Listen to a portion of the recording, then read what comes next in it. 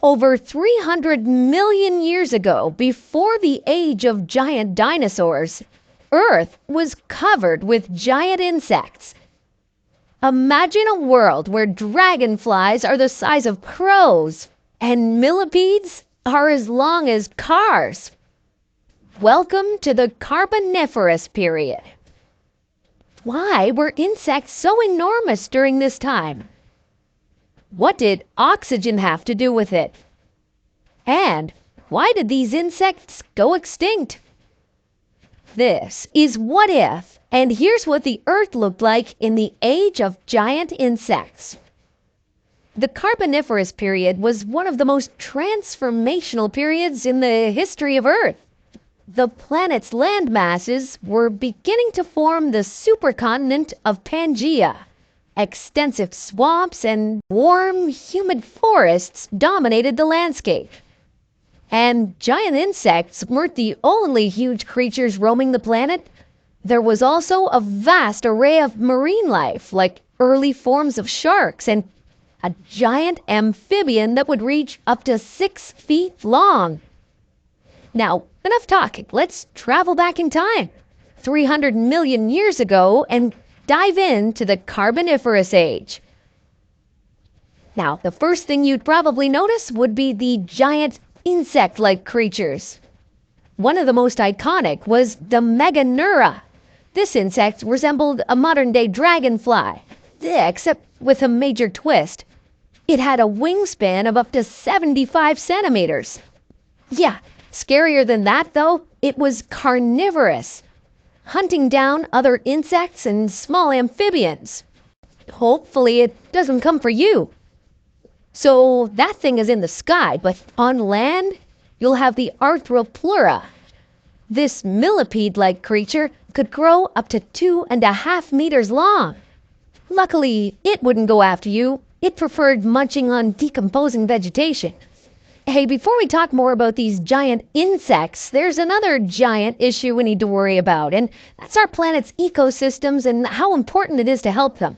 Stick around till the end of this video to check out an inspiring project from the folks over at Planet Wild. Another creepy-looking insect was the Pulmonoscorpius. This was a giant scorpion that mostly roamed the swampier areas of Earth.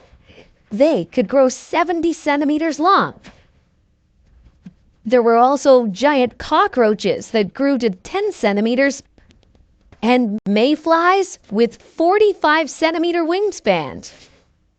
So it's safe to say that you'd have a lot to watch out for when you're wandering around in this period. But the question is, how did these insects get so big anyway? Well, you may have noticed as you've been hanging around in the Carboniferous age, you feel a lot more energetic and alert. Maybe you've had an easier time running around. This has to do with the oxygen levels in your current world.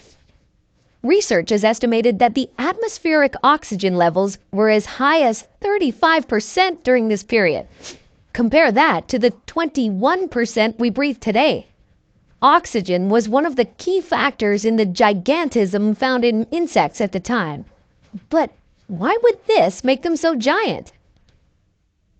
Insects breathe differently from other creatures.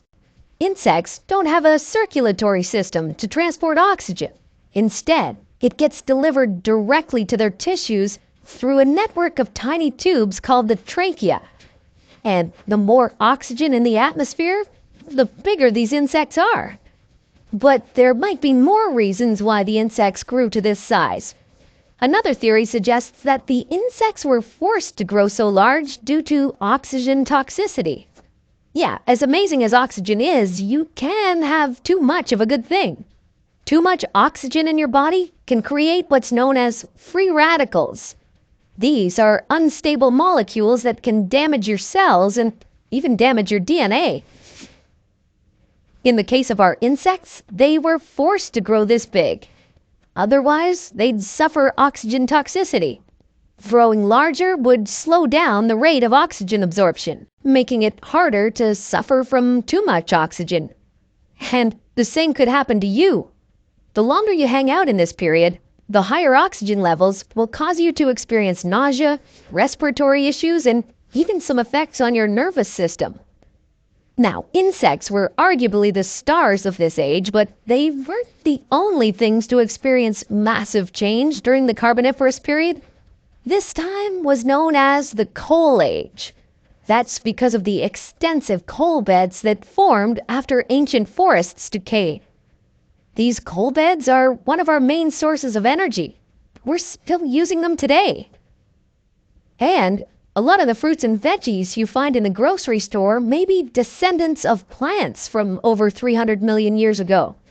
The Carboniferous period saw the evolution of the first seed-bearing plants, creating more diverse ecosystems than we'd ever seen before. Wait, what's that over there? Kind of looks like a dinosaur. Oh, hey, little guy. Turns out this wasn't a dino, just one of the first reptiles to ever appear. But if you stick around a couple of million more years, we'll enter the Mesozoic era, which was known as the Age of Dinosaurs. Speaking of change, the atmosphere was another part of Earth that evolved during this period. Earth had a lush, greenhouse-like climate when you first arrived, warm and humid temperatures to support the swampy forests we've been mucking about. But as the period progressed over millions of years, the climate transitioned to what's known as an icehouse Earth state. The temperature would get significantly lower and ice sheets would begin to form, mainly in the southern hemisphere. But why did this happen? Well, as we've been exploring this crazy period, Earth's land masses have been slowly coming together to form a supercontinent known as Pangaea. And when land masses this big start to move, it can seriously affect ocean currents, wind patterns, and global climate. Now, the rainforests have collapsed, which has led to a decline in the fauna and vegetation that were previously booming. And with the rainforests in decline, well, that means oxygen levels are being reduced. Before you know it, our massive insects start dying and going extinct. Without the higher levels of oxygen available to support their size, well, these giant insects can't survive. The lower oxygen levels and a drier climate have created a habitat better suited for smaller insects. Also happening at this point, early reptiles are starting to take over, making the landscape way more difficult for the insects. Okay, now, with Pangaea fully formed, we've entered the Permian period. What happens at this point in history? Well, that sounds like a story for another